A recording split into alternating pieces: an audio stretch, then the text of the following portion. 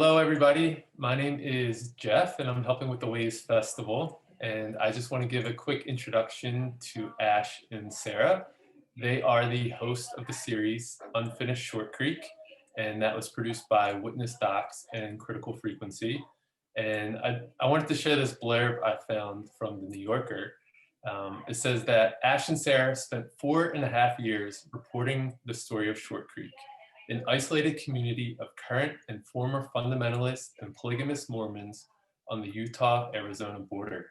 With sensitivity, care, and focus on locals speaking for themselves, Ash, a proud Utahn, and Sarah, an even prouder Arizonan, explore how a group originally centered on sharing food, labor, houses, and land became a cult of personality dominated by the church leader Warren Jeffs, who's now serving a life sentence for sex crimes. So this session today will be all about discussing the process of telling a story from deep within an insular community and allowing yourself to fall deep into a story. So without any further ado, Ash and Sarah, the stage is yours. Amazing. Hi, everybody. It's so good to be here with you all.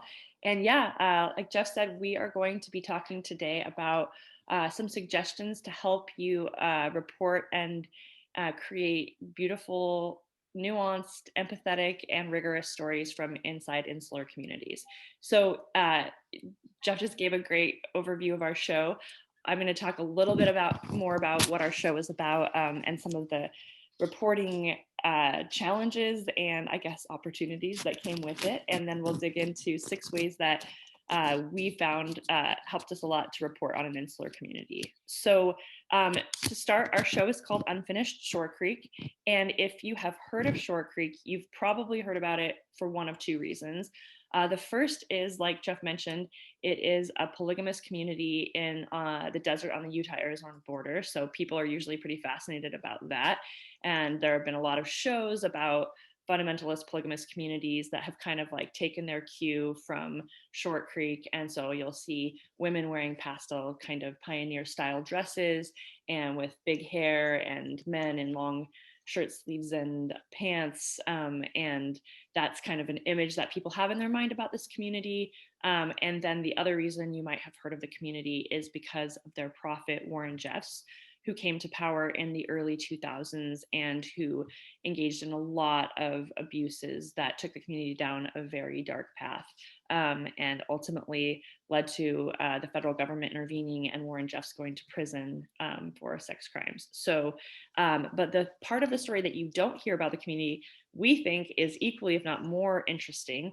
And it's a story of a group of fundamentalist Mormons, or FLDS, who basically fled to the Utah-Arizona border to create a very insular, deliberately remote community where they could practice their religion in peace, because they felt that they had been persecuted for practicing some pretty some faith practices that didn't really jive with modern society. So they created essentially a theocracy in the middle of the desert, a place where they could practice their religion, which included practicing polygamy and also living communally. They shared almost everything in common, and a place where the church was the government. They ran the schools, they ran the city council, they ran the economy, they ran the details of people's lives.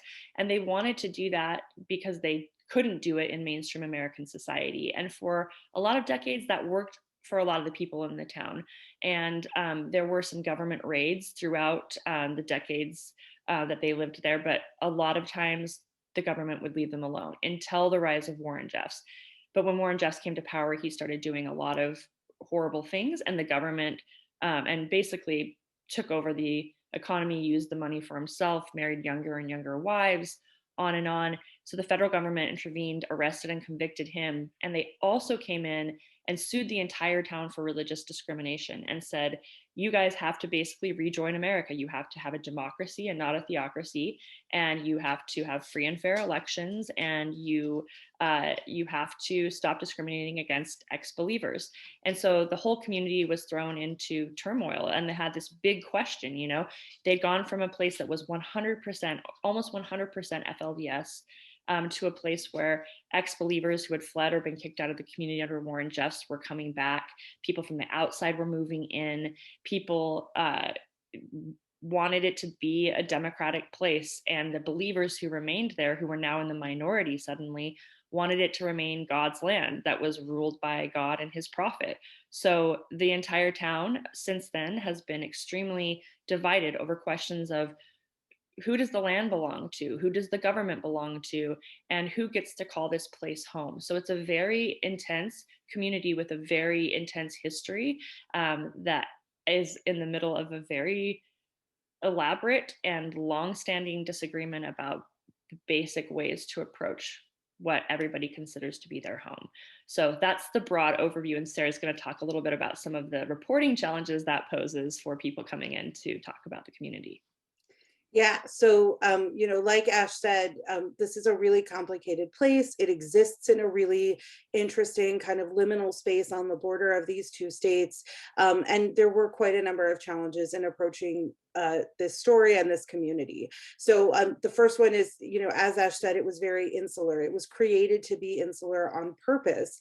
People moved into the middle of the desert, really like in the middle of nowhere. I mean, there's not, I think the closest kind of towns to Short Creek are about 30 to 45 minutes away, and those are pretty small towns. So it is in the middle of nowhere on purpose, and people in that community, decided to live kind of separate from the rest of society, as Ash said, so that they could practice their religion peacefully.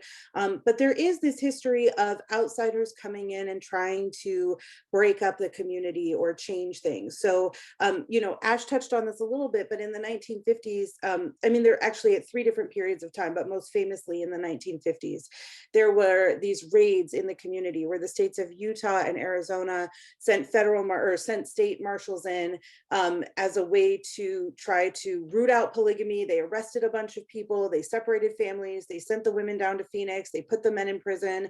So there's this like intense distrust within the community of outsiders because there is a history of the government kind of coming in and trying to break things up. And then also because the media has frequently sensationalized this story or only told select aspects of it. So the pictures you see here are all kind of ways in which the community is portrayed. That picture at the bottom, that's the photo of Warren Jeffs with all of his wives around it, is, perhaps one of the most circulated pictures from the community.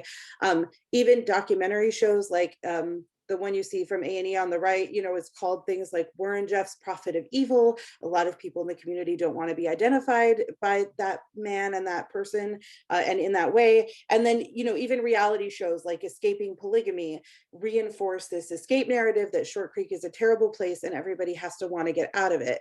And certainly there are people who want to leave, and that is 100% valid, but it's not everybody's story. So there is a deep distrust of the media, and coming in and saying, I'm a journalist and I want to make, a story about your community, people sort of immediately have a little bit of hesitation.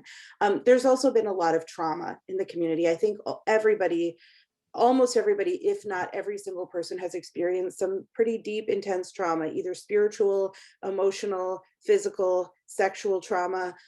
So it is a place where people have to you have to earn people's trust, and also you have to honor when they do trust you that you're going to tell their story properly or with integrity and respect.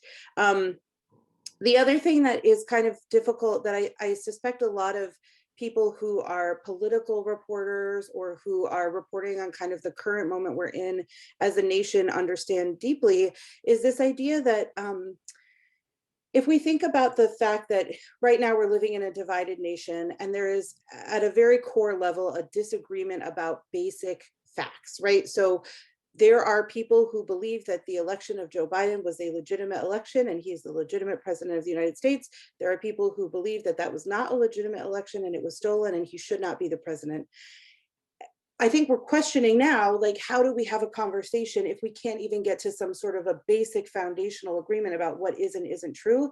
The same thing is true in Short Creek. You just have to replace that sort of national discussion with a more locally specific one. So for example, is Warren Jeffs guilty of the sex crimes that he is imprisoned for? And there are people who were the victims of his trauma and say absolutely yes. And there are people who are still his followers who say absolutely not. This was all made up and he is an innocent man. So when you're trying to understand different people's perspectives, it's really hard if there can't even be sort of that basic foundation that you're agreeing on. And the last piece is that everyone feels discriminated against in some way because they've either lost their land, their faith, their family, money. Like, I mean, everybody has lost something tangible or intangible in this community. And because everyone feels hurt and discriminated against, there are lots of different ways that people think that the story should be told. So Ash is going to sort of talk a little bit more about some of those parallels that we can draw between Short Creek and other places. Yeah, so it's, I think, easy to hear this story because it's just so foreign in a lot of ways, and think, oh, reporting on that community has nothing to do with reporting anywhere else. But what we started to realize as we reported on this community is that, as unique and particular as some of the details of the story are, this is actually a very universal story. It's a story about home. It's a story about divided families. It's a story about the limits of the government and, faith versus the government. And so we started talking about it as sort of America with the volume turned up. A lot of things that America is facing right now kind of turned to volume 10. And it's similar, I think, with reporting on this story. There are a lot of intense things about reporting on this place, but a lot of the stuff that we had to do to report on this place is relevant to reporting in general, and also maybe with the sound turned up. So we want to give you some suggestions for how to report on insular communities that are also just good practices for reporting, period. And just to kind of see Short Creek as something that, turns the volume up on some of the problems that you encounter, some of the challenges and some of the things to keep in mind while you're reporting and trying to tell a fair story about a complicated place. So we're going to take you through 6 different ways that you can report on a community so that you can create this fair and full story about the place. All right, so the first thing sounds really simple and really obvious, but I can't emphasize it enough. And it's a thing that I had to think about a lot, and Ash did too over the years that we were reporting the story. And it's simply to show up. I think a lot of times, especially in a community like this that has a lot of kind of lore around it and can feel a little bit intimidating, we might have a tendency to think we need to do all of this research at our desk before we go there. And I mean, it's true that you should do your homework, right? But at a certain point, you just need to go there and see what you can find. And I think that first kind of initial showing up can be really intimidating, but is important. But then once you start to build connections with people in the community and you start to visit regularly, at that point, you have to really listen to what your sources say is important to them and show up with them and for them, even if you don't know if it's going to result in good tape, or even if you don't know if it's going to result in, some really great aspect of the story.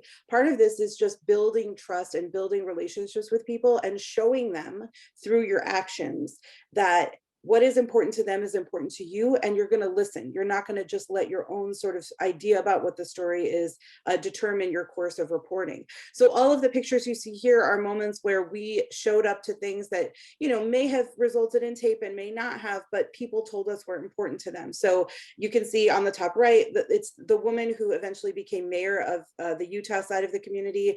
The night before her election, working at her new fast food business that she had started with her husband. On the bottom right is a working meeting for the city council. It wasn't a particularly important meeting, but we went anyway. In the middle, you can see 4th of July, which was a really big deal to people in the community. It's like, the mayor hanging out with her kids. On the top left, you can see people having a church service in someone's home. And in the bottom left, this was someone who organizes a bunch of community events and wanted to show me this gift that was given to him by someone that was really special to him. So in all of these cases, we were trying to take cues from our sources about what was important. in doing that, you're going to be spending a ton of time. And I think that this is a tricky one, especially depending on kind of where you're reporting and who you're working for. I know that, I mean, I used to work in public radio. Like, I know that you do not get the luxury of having months or years to be reporting a story, and that you have deadlines and you have to manage those. And in the course of reporting in Short Creek, part of the time I was working for public radio, and I did have those deadlines, and I did have to do the best I could in the time frame that I had. But when we decided to make this into something bigger, then we decided to make a bigger time investment. So I guess the first part is, when I was working for the public radio station, my station would send me up to the community sometimes, but there were times that people would call me and say, hey, Sarah, this thing is happening, next week. If there's any way you can come to it, you really should. I think it's going to be a really special event. And so if my station said, we can't send you to that, I would try to still go anyway, if I could, if there was any way I could make it happen, because it did make a difference to people. And then the second thing is, eventually I embedded in the community. So I wound up living in Short Creek for 3 months in the summer of 2019 as part of the reporting for this project. Again, I know that you don't always have the luxury to do that, but I really think that as much as possible, if you can, especially if you're doing a deep dive long form story or a podcast that is going to take a year to produce, as much time as you can spend in the place and with the people that you're working with, the better. Like, it made a huge difference in our ability to build relationships with people, in the interviews we got, in the tape we got, in my understanding of the community, in the vulnerability I had, in the vulnerability other people had with me. So it really, spending that time makes a really big difference. And also, the last thing I'll say is just that as you're doing that, you might end up with this like massive mountain of tape, and that can be really scary. And I understand why that's really scary, but I would say try to be less nervous about that. We ended up with close to 120 hours of tape for this podcast, which in total was probably about, I think, something like 8.5 hours. So significantly less than 10% of the tape ended up in the final product. But we had really good tape to choose from. We had multiple interviews with people. We had deep relationship building, and we were able to show things changing over time. So it's a worthwhile investment.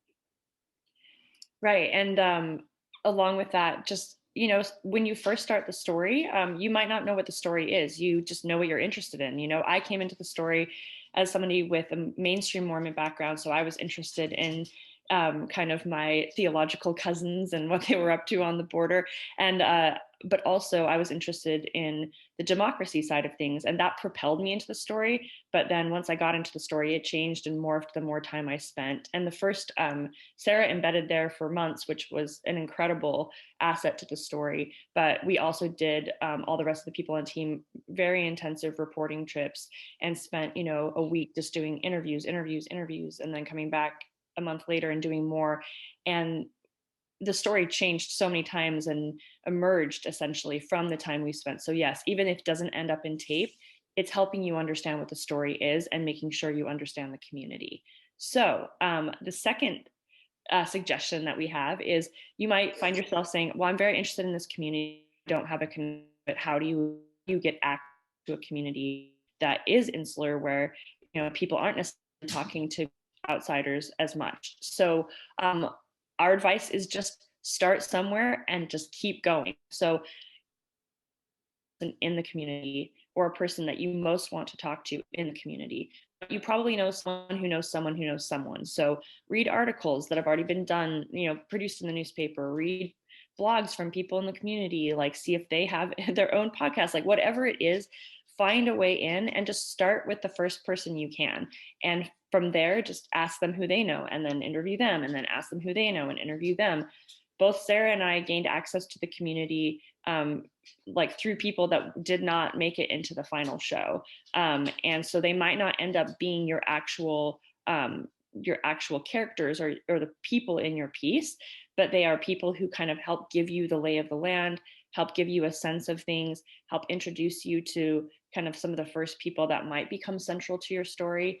And so just start somewhere and then keep going and keep interviewing, keep talking to people, and the people that you want to focus on will emerge from that.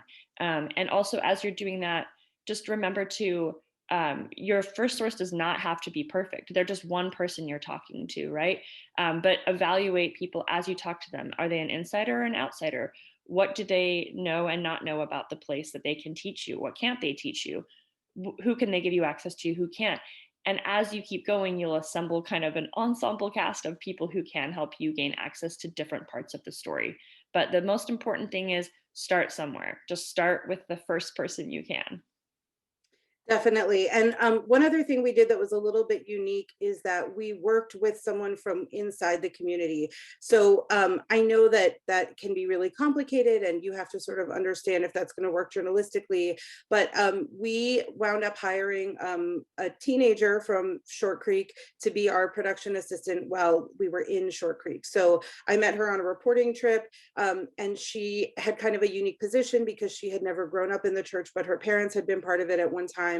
And so we felt that she was kind of distant enough from the story that it didn't create a conflict to have her on the team, but also that she brought so much insider knowledge and understanding and depth that we would never have been able to have on our own.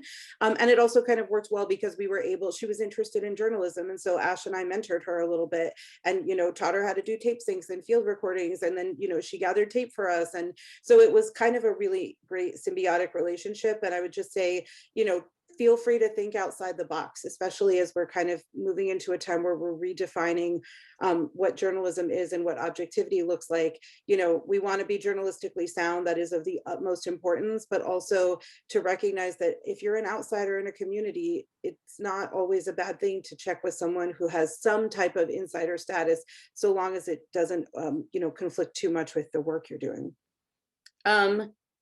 Okay, the next part is that we feel like it's really important to strike a balance between relationship building and source building. And this is a little bit tricky because the closer you get to a source and the more they trust you, the more the tendency is for it to feel like you're their friend or they're your friend, and they may have expectations of you or of the story and what it's going to be. You will not navigate this perfectly. It's going to be messy, and there will be times that it doesn't feel great, and there will be times that you have to draw boundaries that are really hard to draw. But as much as possible, we try to be honest and open and transparent with our sources about what we were doing. So I'm going to play just a short piece of tape for you of kind of a moment where we encountered this. So I was about to sit down to do an interview with an FLDS woman, and she was pretty nervous about the interview and not totally sure about everything, and you can kind of hear what happens. I want to make sure that, let's see, Norma Richter, this is Sarah Ventre. I want to make sure I have your permission to record and that it's okay to broadcast it in a podcast from Stitcher and Critical Frequency. Yes, it's okay, as long as it's all positive. I cannot promise that. Oh, dang. I can promise my absolute goal is to be as respectful as possible, but I cannot promise it will be positive. You still good? We're okay. Okay. All right. Okay, so you can kind of hear she was really nervous about it. She asked me if everything was going to be positive. I told her that I couldn't promise her that everything was going to be positive. So I tried as much as I could to be really honest about the fact that she might not be happy with the story, but I was also honest that we were really going to try to be as respectful as we possibly could. And that moment really stuck with us, and I think ended up being in some ways a guiding principle for us about how we wanted to approach the story. We wanted to show and demonstrate that we were approaching everyone's personal story and viewpoint with care, even if it was a viewpoint that we didn't agree with or that would be hard for our listeners to understand. And so we wanted to understand, why does Norma believe what she believes? Why do the people who are still part of the FLDS church believe what they believe? And can we explain that to people in a way that will create a deeper level of nuance and understanding? So that is really complicated. And like I said, I don't think there's any way that you could do it perfectly every time. But as we were working on scripting and choosing tape cuts and framing people's stories, we kept going back to that idea, are we being as respectful as possible? Are we honoring this story? Are we holding people accountable and being solid journalists? But at the same time, are we allowing our audience to understand how someone could say the things that this person said? So it is a tricky balance, but we were constantly sort of discussing it and navigating it together as a group. Yeah, and to also just be clear, that ultimately, at the end of the day, our job is as journalists. I had a conversation with Norma as well, where she didn't like something that I'd written for Rolling Stone, and we had to kind of go through it. And I finally asked her at the end of the conversation, I'm like, okay, so you don't like how I did this. How would you have done this? And she said, well, I don't know. I'm not a journalist. And we laughed about that a lot because it's true, she's not. And that's our obligation ultimately, is to tell a full and fair story, but to do the things that journalists do. And that might put you in conflict with some sources who just want you to be their friend. But ultimately that is your obligation to the people listening to your story, and also to your other sources, to be as fair as possible. So the fourth big thing that we learned in this process is to let the story tell the story. And what do we mean by that? Well, every time you come in to report a story, you come in with assumptions about the people you're talking to, about the story you've heard so far, et cetera. But that's especially true and potentially dangerous or damaging when you come into an insular community where maybe some of the only things you've heard about the community or the story are from, sources that from news stories that maybe stereotype them, or from certain people with like a very strong agenda. So one thing that we learned a lot is to examine our own assumptions coming into this story about Shore Creek.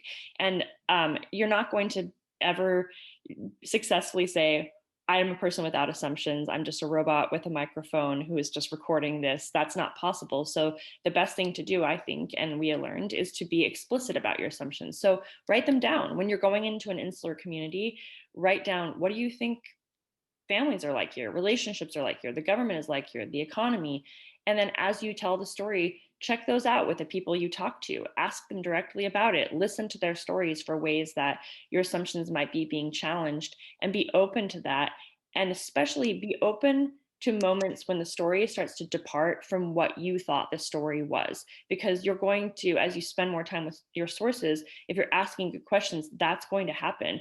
And have your ear out for those moments when somebody starts to say something that, that is different than what you thought you knew, or that might be taking your story even in just a different direction topically than you thought it would go in. And Sarah can talk a little bit about something she did in the community specifically, and then we can play some tape of an example of this.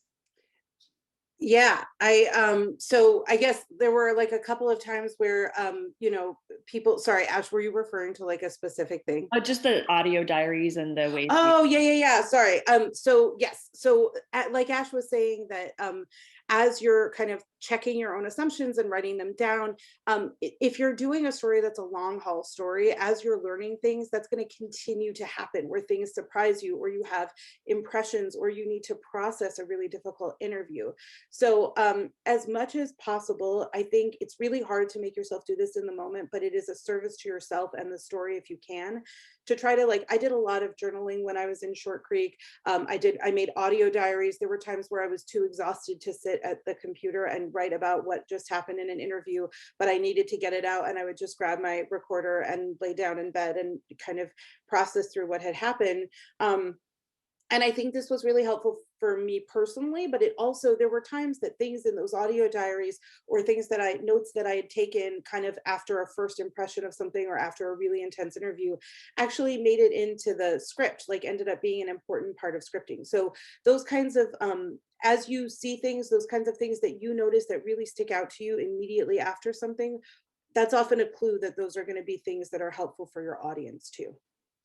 Right. And so one example of this happening to us in our storytelling has to do with this man named Terrell, who we're going to hear from in a second. But one thing that Sarah and I heard a lot as we were coming into this community is, this community is full of trauma, full of hardship. People are really poor. It's an awful place to live. And even it's not safe. A lot of people said to me, like, oh, you're going to Shore Creek? Are you going to be okay? I hear they tail people in cars there, and the prophet sends a God squad after you. And I hear that, women are treated this and that way, and like, you should be really worried about it. And it's just a terrible place.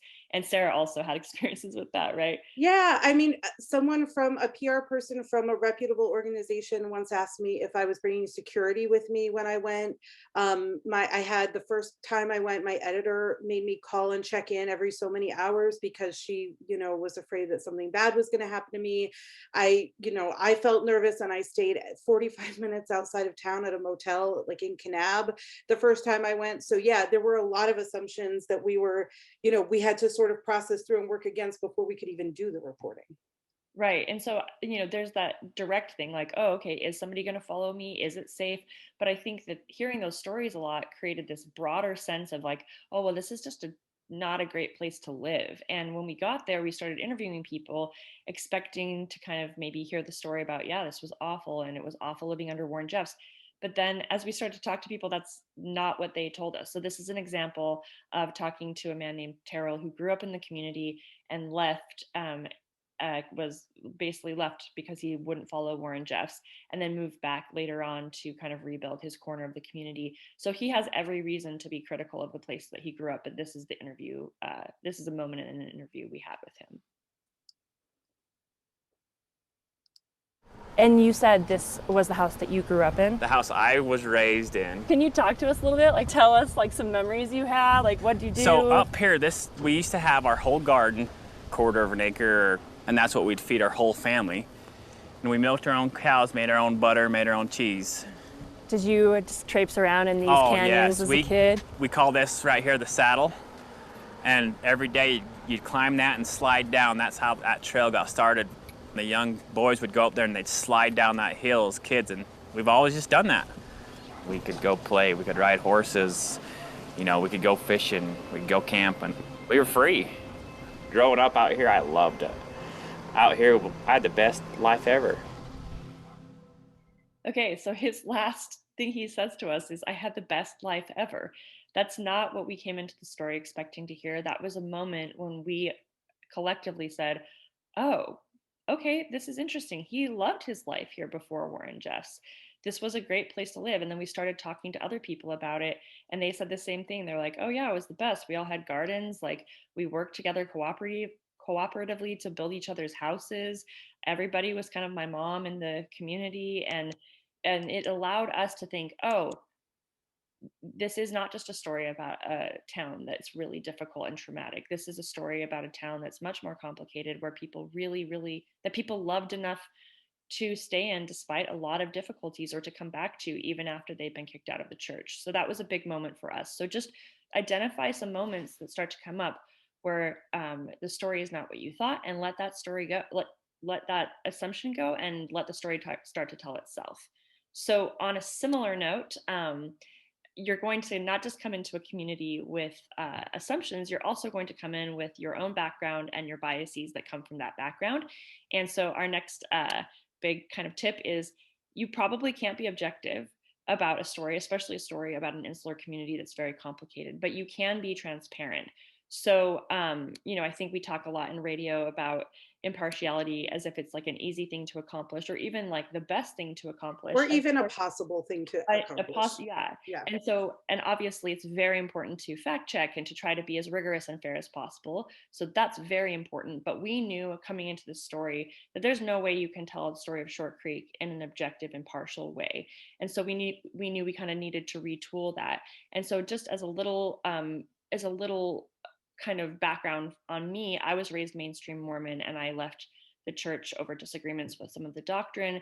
So I came into the community with that background. And so you could say, oh, well, that's a bias. But actually what we kind of the way we started to think about it is, your background creates limitations on your ability to engage with the story, but it also creates access to a part of the story that you might not get if you, again, were just a robot with a microphone. So for me coming in, I could really connect to people in the community who had left the religion, because I understood how traumatic that process is and what it feels like. And I could have very intimate interviews that were very emotional about that process. I could also understand a lot of the ways that people in religions like the FLDS excuse people's the bad things people in power do and the way they justify them. So I was very attuned to that. And I also knew some of the social cues. I knew that Mormons tend to be very nice and sort of passive aggressive, and they're not necessarily going to tell you what they think all the time. And so I was reading into the kind of words beneath the words in some of the interviews that we had with people.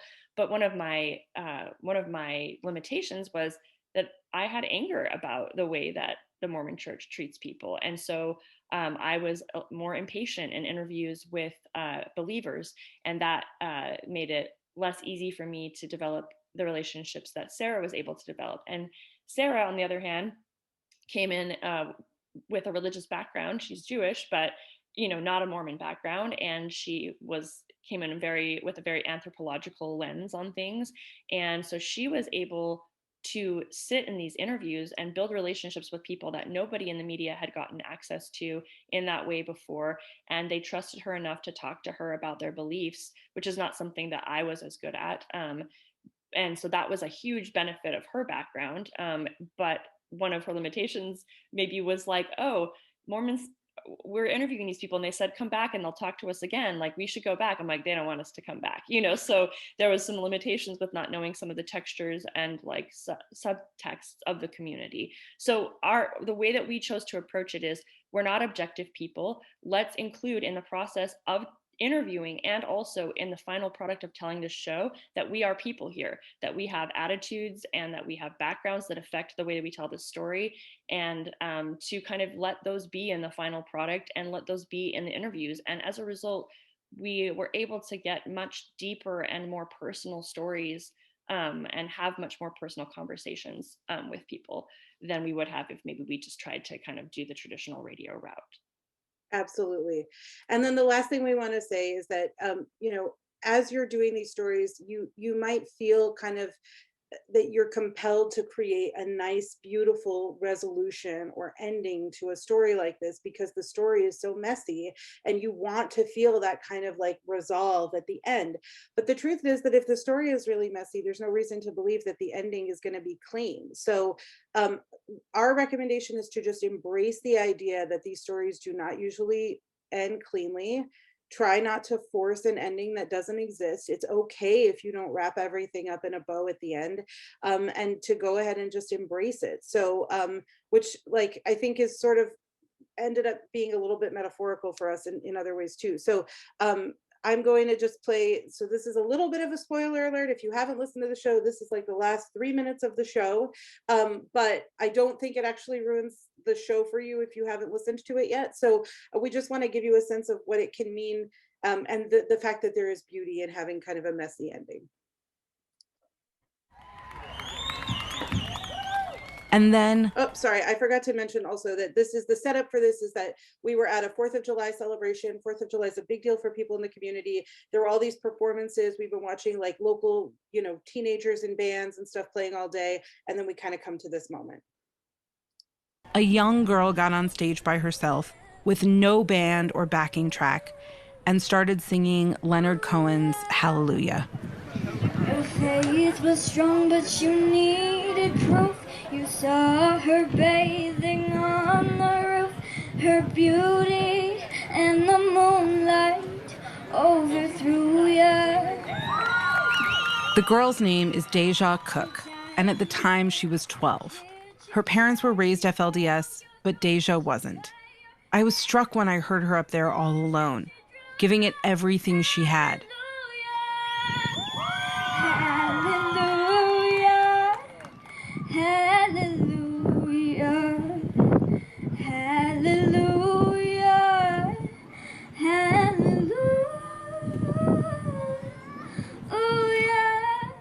I gotta be honest, I got goosebumps, and I started to tear up a little. Well, maybe there's a God above, but all I've ever learned from love is how to show someone who overthrew you. There's a book by music journalist Alan Light about the song Hallelujah. It quotes Leonard Cohen as saying, "This world is full of conflicts and full of things that cannot be reconciled. But there are moments when we can reconcile and embrace the whole mess. And that's what I mean by hallelujah. That regardless of what the impossibility of the situation is, there is a moment when you open your mouth and you throw open your arms and you embrace the thing. And you just say, hallelujah, blessed is the name."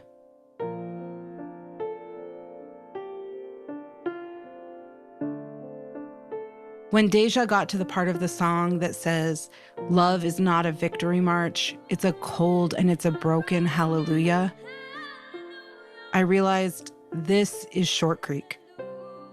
It's full of contradictions and complexity. It's the holy and the broken. It's the sacred and the profane. It's the 12-year-old girl in a town once run by a fundamentalist Mormon church, singing a song by a Jew to a crowd of ex-believers and Gentiles. It's the joy and the pain, the trauma and the healing. It's the embrace of the whole mess. Hallelujah.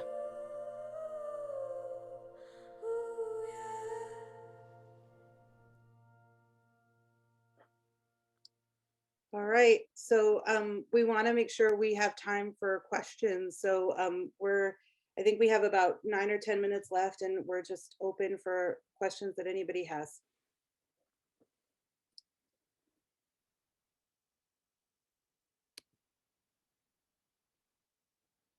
So I have one to kick us off while other people might be still formulating some ideas.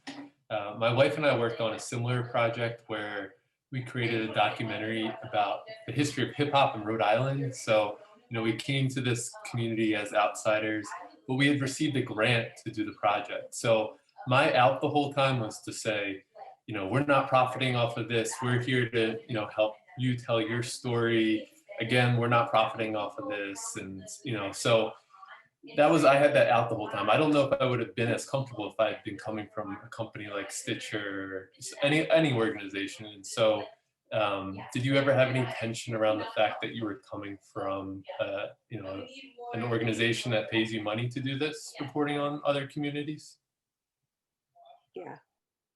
Yeah, that's a great question. We definitely, like Sarah mentioned, there's a lot of just suspicion of the media in general. And in Shore Creek, the church actually told believers to not speak to the media. So there were layers and layers of suspicion around media. But what we encountered was less about being paid for what we did and more about what was our motive? Why were we there? Did we deserve to be trusted with people's stories?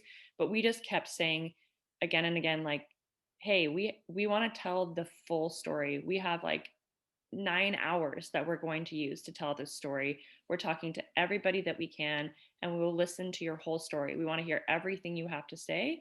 And we want to tell a different story than the story that's been told about this town. We're not just here to tell the Warren Jeff story. We're not here to sensationalize. And we would love to talk to you more as just people. And I think when people did agree to interviews and we started and they realized we were asking them about a lot of things that people didn't normally ask them about their lives and about their daily lives and about the things they loved about the community, that led to a lot more trust.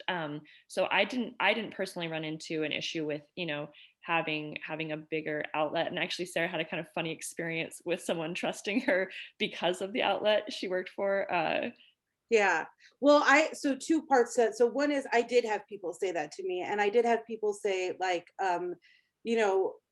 these journalists come in here and they're going to make a bunch of money off of this story, and they're going to leave the people in this community with like the ruins of what they've reported. Like they don't understand that when you come in here, you tell all these details about people's lives, and then the people are left to kind of pick up the pieces, and you can go on and live your life and you're going to make money off of this. So I did have people say that to me.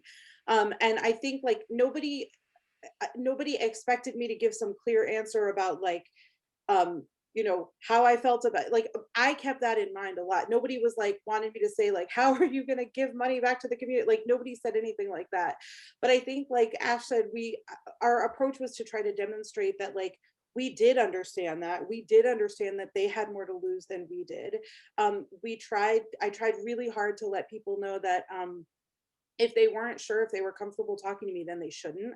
I offered to talk to people off the record as much as they wanted to before we went on the record, and was okay with the fact that they might have decided not to go on the record.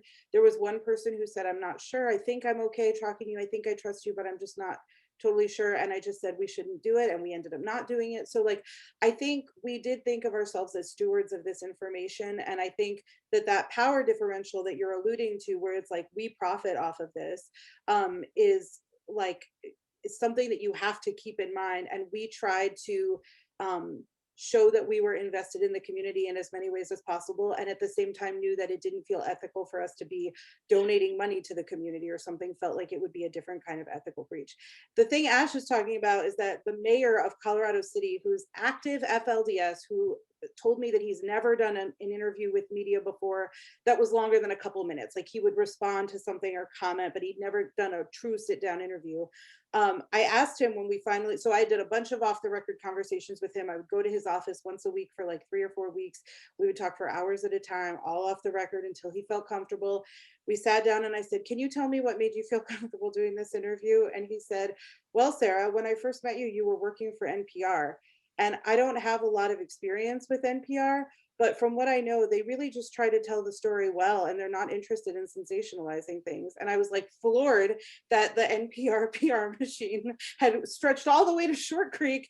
But I think it's like this kind of thing too, where it's like people, if I had said I work for TLC, the network that made Sister Wives famous, then I don't know if it would have worked the same way. So I expect that people do kind of look into us also, and if they ask me who I worked for or who I've worked for, I tell them. And whenever someone's not sure too, I direct them to my website and show them my work and say, take a look and see if you think this is, respectful work. And if you don't do it. So it's like this kind of complicated thing where you're trying to like not force anybody. Yeah, thank you for that. I think that's a really empathetic approach, and to remind others of your motives, as well as to just like tap back into that yourself. So I think is really important. So thank you. I see, I think Louisa has their hand raised. Yeah, I had a follow-up question for you, actually. So based on the fact that you were like a white guy doing an expose or whatever it was on hip hop, how does that work? So it's not even about the money in this particular case. It's about, why do you get a grant to tell a story about hip hop as opposed to some hip hop person or radio personality or whatever? How do you overcome that? How do you sell that? How does that come up, or how do you deal with that? That's a really great question. And so, kind of similar to, I think it was Ash and Sarah's second point about having a partner in the community, about making inroads. We did work with people in the Rhode Island hip hop community that had been trying to produce a documentary for, I believe it was like 7 or 8 years at the time. So we were really I used my privilege and my educational experiences to be able to write the grant, to be able to have access to the technology to do the project, and then to try to, as best as I could, align that with the wants of the community. This was a film that they had wanted to have produced, so I was really trying to support them in that way. Cool, thank you. Yeah, you're welcome. Any maybe one last question? Yeah, Wendy. Hey, Sarah, the piece at the end where you tie it all together was like super effective and powerful. And I know you were talking about your process of like laying down at night and doing the, just your own like personal narration. I wondered if you could talk for a second about, how do you make sure that you ride that line or don't blur the boundary of like your own whatever, but then obviously also you need to use your own heart and your own and you know what I'm trying to say? Yeah, it could get a little messy, but obviously you work it out. Yeah, so I think we're running out of time. So I will say briefly that, so first of all, that part at the end, that was one of those moments that came directly from a diary that I had written after that performance happened. Like, it stuck with me. I saw that performance. I could not stop thinking about it. Like, one of our producers said, you need to just like write this out. And I kind of spent some time writing just to have a record for myself of what I remembered about this moment. And we did pull like directly copy and pasted portions of that for that ending. So I think, this came up a lot with both Ash and I think ultimately the conversation we had on our team was, does telling the audience about our own personal feelings or experience enhance the audience's understanding of the greater story? Are we telling it because it's like this interesting thing for us that we want to share, or are we telling it because it's something that will help the listener better understand the whole complicated picture of the story? And Ash and I had both written sections that were really kind of personal to us that ended up getting cut out because they didn't serve that bigger kind of picture. So the sort of guiding principle for us was like, is telling a listener this, is it going to help them connect better to Short Creek, connect better to a character or a plot point or a storyline? And I think in particular with the ending, we wanted the reason that we feel that it worked to do that is because we were trying to explain like this story does not have a clean ending. We've been embedded in it for a long time. Here's how it feels to be at the end of the story for us, and use that as a way to kind of highlight the complexity and let it be messy, rather than hopefully like foregrounding ourselves in our own narratives.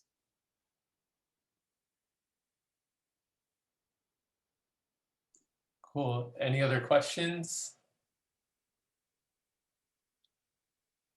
All right, well, thank you both so much. Is there a good place that if people do want to, stay in touch afterwards, they can follow along your story and the work that you're doing, Sarah or Ash? Yeah, so Ash and I both have websites and we're both on Twitter. I think those are probably good places. So I'm at Sarazona, which I'll type in the chat because it's spelled kind of funky. And Ash, is yours Ash San 82?